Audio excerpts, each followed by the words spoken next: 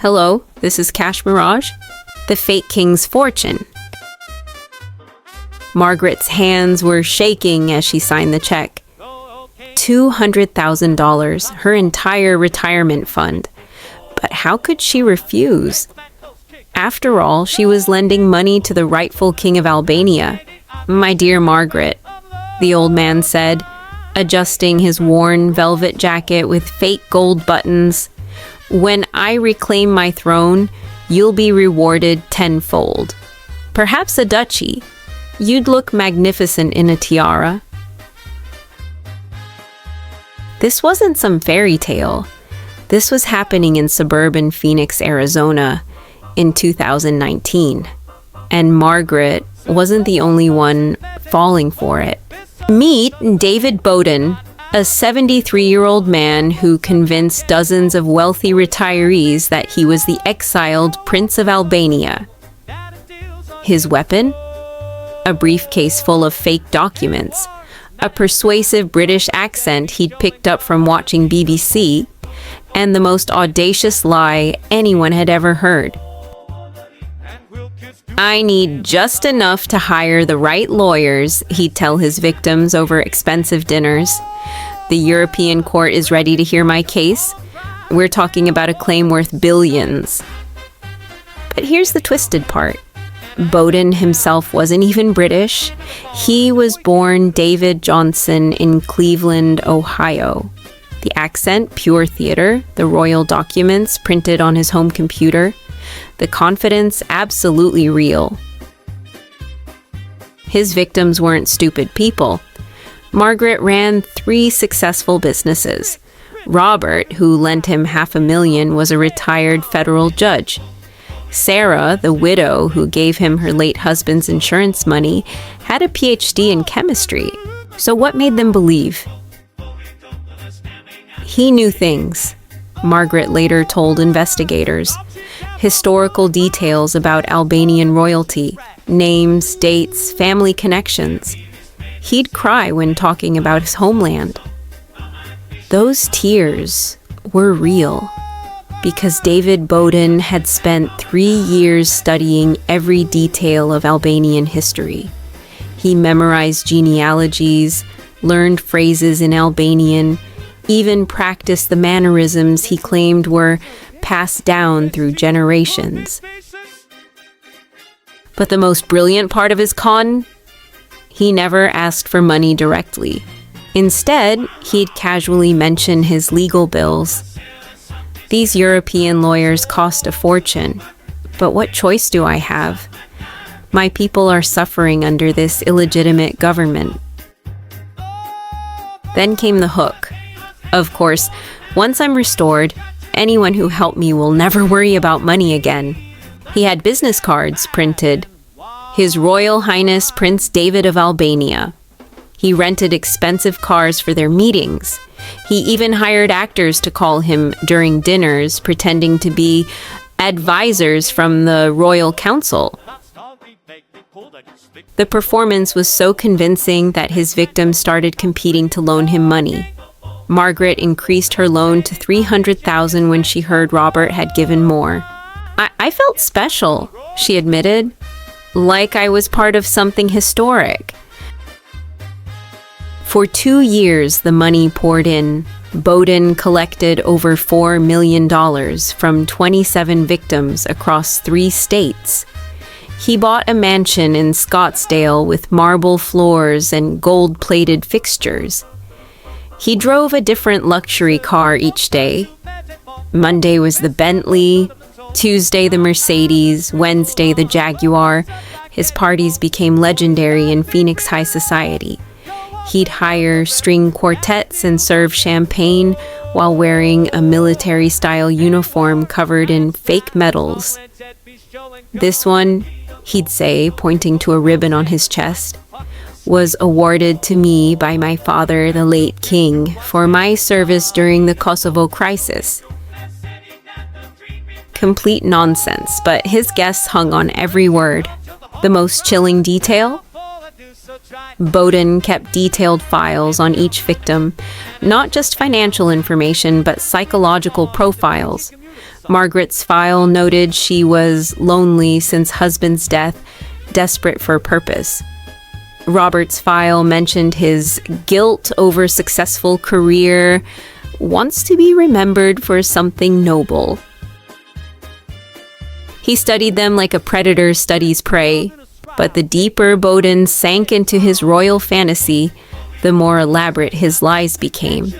He started claiming he was negotiating with the United Nations. He showed victims fake emails from European diplomats. He even created a website for the Albanian Royal Restoration Fund, complete with testimonials from fictional supporters. The website looked professional. It had photos of Albanian castles, historical documents, and a donation counter that claimed they were 87% funded for the legal challenge. Pure theater, but it worked. Margaret wasn't just writing checks anymore. She was recruiting friends. "You have to meet Prince David," she'd tell them. "He's going to change history." Soon, Boden had an entire network of elderly believers spreading his lies for him. But every empire, even a paper one, eventually falls. The end came when two of his victims met by chance at a charity event. They started comparing stories and realized they'd both been promised the same duchy as a reward. "Wait," Sarah said to Robert. "He told you about the castle in Tirana, too?" That conversation led to a phone call, then another. Soon, 27 devastated retirees discovered they'd all been investing in the same fictional kingdom. When FBI agents arrested Boden, they found him in his mansion, wearing a crown he'd ordered online for $39. His office was a shrine to his fake royalty. Portraits of Albanian kings, a throne-like chair, and shelves lined with books on European monarchy. But here's the most disturbing discovery.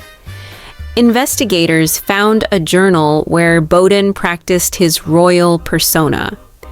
Page after page of him writing, "I am Prince David of Albania," over and over, like a child practicing penmanship.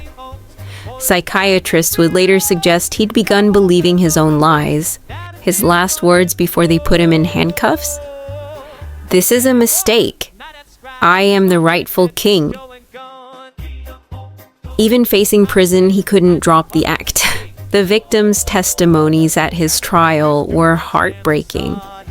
Margaret, now broke and living in a studio apartment, described the shame of realizing she'd been conned. "I wasn't just stupid," she said through tears. "I was desperate to believe in something magical." Robert lost his judge's pension and had to sell his family home. Sarah moved in with her daughter, too embarrassed to tell friends what happened. These weren't just financial crimes. They were emotional devastation on an industrial scale. During the trial, prosecutors revealed the extent of his lies. The Albanian royal family had been extinct for decades. The documents were forgeries. The legal case he claimed to be fighting, it never existed. But the most heartbreaking revelation came from Margaret's testimony. "I didn't just lose my money. I lost my dream of being part of something magical." Boden received 15 years in federal prison. His victims are still trying to recover their life savings. The man who claimed to rule a kingdom couldn't even rule his own greed. Yet somehow, even behind bars, David Boden maintains his innocence. In letters from prison, he still signs his name as His Royal Highness and insists that one day the truth will come out.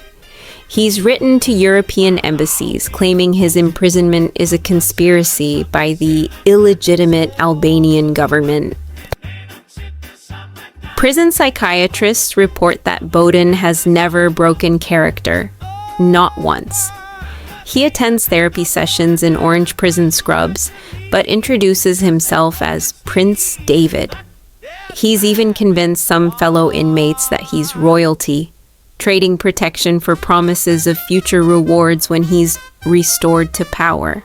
Maybe that's the most terrifying part of this story. After years of living a lie, does David Boden even remember who he really is? Or has he become so lost in his own fantasy that David Johnson from Cleveland no longer exists?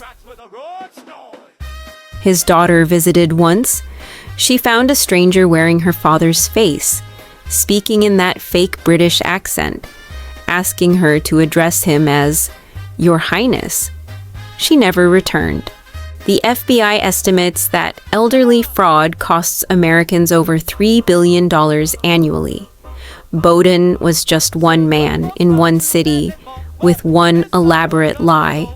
But he destroyed 27 lives and walked away with $4 million. The scariest part? He almost got away with it. The paper crown is gone. The mansion is sold. The dream is shattered. But somewhere in a federal prison, a former con man from Cleveland still believes he's a king. If you enjoyed this video, please support the channel. Like, share, and subscribe.